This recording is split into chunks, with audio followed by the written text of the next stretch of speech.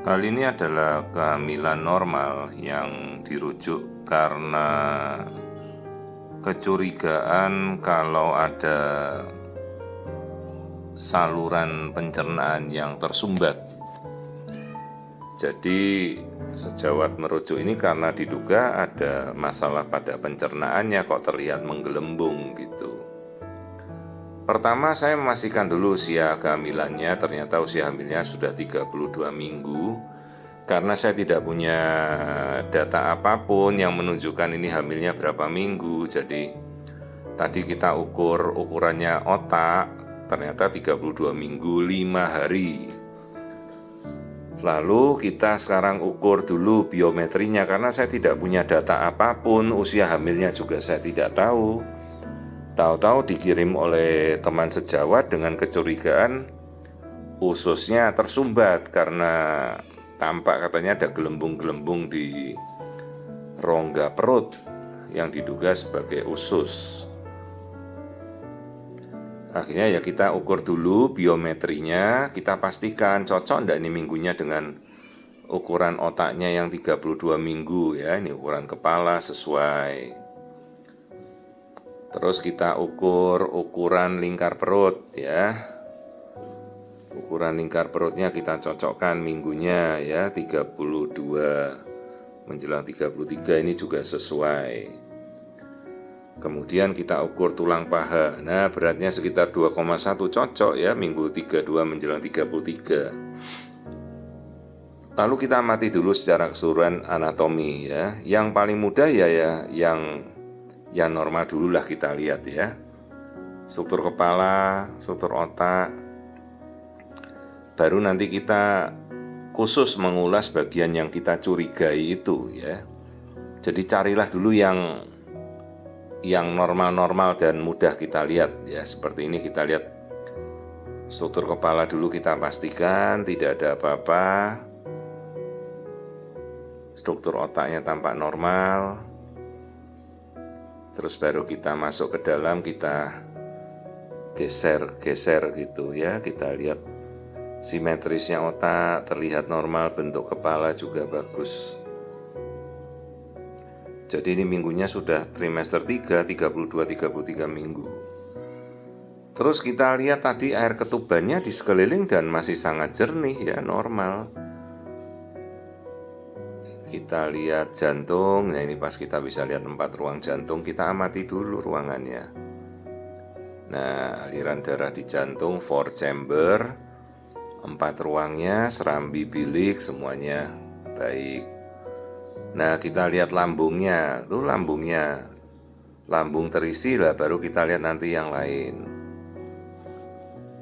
Setelah lambung kita amati kandung kencing, kandung kemihnya normal, artinya bayi berkemihnya bagus ya. Ini bayinya perempuan ini. Dan yang menjadi fokus utama kita, air ketubannya jernih, jumlahnya bagus, artinya tidak ada kekeruhan di situ. Terus saya coba mengamati lubang anusnya bayi juga normal. Nah, kita ke usus, perhatikan. Tampak bagian usus terlihat melebar ya. Jadi seterusnya lambung kan urutannya bayi menelan, masuk tenggorokan, masuk lambung. Habis lambung usus halus, usus 12 jari. Baru usus besar.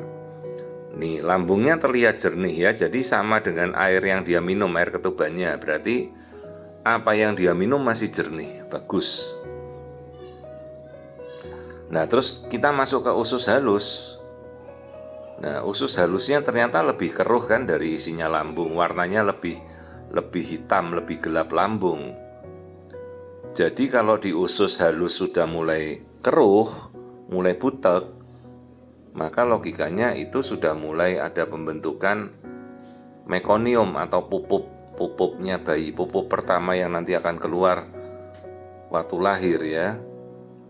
Jangan waktu di dalam kandungan, tidak boleh bayi pupuk di dalam kandungan.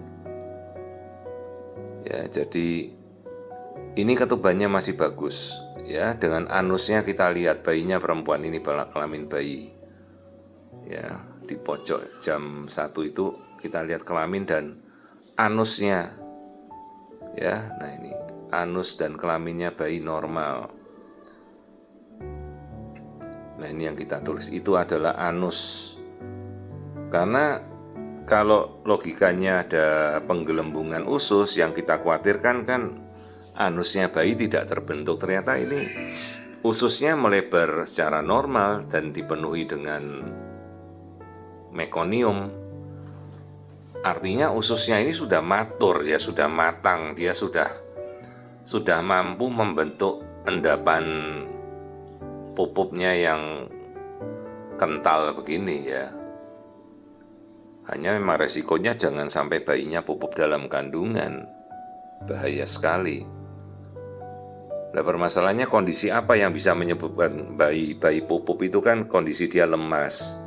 Misalnya lilitan tali pusat atau tercekik atau kegencet, atau mungkin nanti lahiran normal kegencet masuk ke panggul ibunya kan, itu bisa beresiko bayi pupuk di dalam. Apalagi kalau mekoniumnya sudah banyak sekali begini ya, tinggal keluar ceprot begitu. Terus kita lihat lapisan-lapisan dari rongga perut. Jadi kita tidak melihat ada keanehan apapun, semua ususnya terlihat normal. Tapi di ususnya sudah ada mekonium ya. Mekonium tuh cairan pupuknya yang kental itu sudah terbentuk. Itu normal pada bayi-bayi kondisi minggu-minggu segini sudah mulai terbentuk ya. Hanya yang kita tidak bisa menjaga kapan itu akan keluar. Jangan sampai dia keluar masih dalam kandungan. Artinya kalau keluar kan seperti bayinya berenang dalam air comberan begitu ya. Seperti air di septic tank ya, nggak boleh. Jadi bayi hanya boleh pupuk ya setelah dia lahir. Nah kondisi yang bisa menyebabkan bayi pupuk ya kalau dia lemas, misalnya kekurangan oksigen, kecekik tali pusat ya, atau terjepit waktu jalan lahir ibunya lewat, dia nggak bisa lahir ya, atau kalau usia hamilnya ketuaan ya.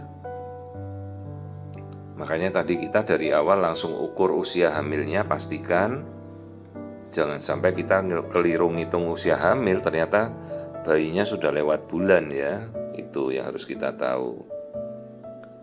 Nah terus kita ukur aliran darah aliran darah tali pusat. Jadi kalau bayi normal itu aliran darahnya harus bagus.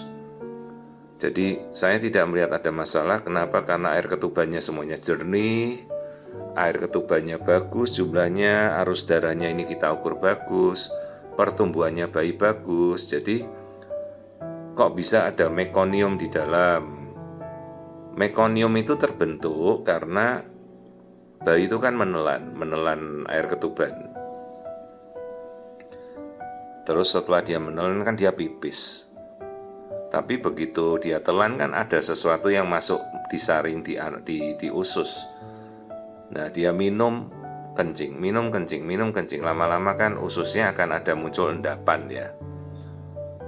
Jadi sekalipun bayi belum makan padat ya, dia minum dan menyaring air ketubannya sendiri, maka lama-lama akan jadi endapan pupuk di dalam usus, namanya itulah mekonium. Ini yang kita lihat, jadi ususnya seolah-olah terlihat terdilatasi atau lebih melebar, tapi itu normal ya, bukan ada suatu kelainan.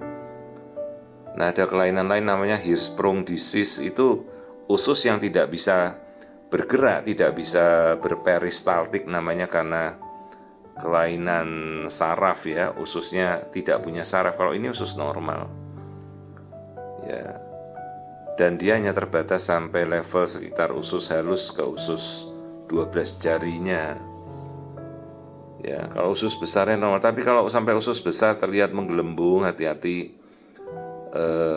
Atresia ani ya, kadang-kadang kita harus hati-hati tidak punya lubang anus gitu.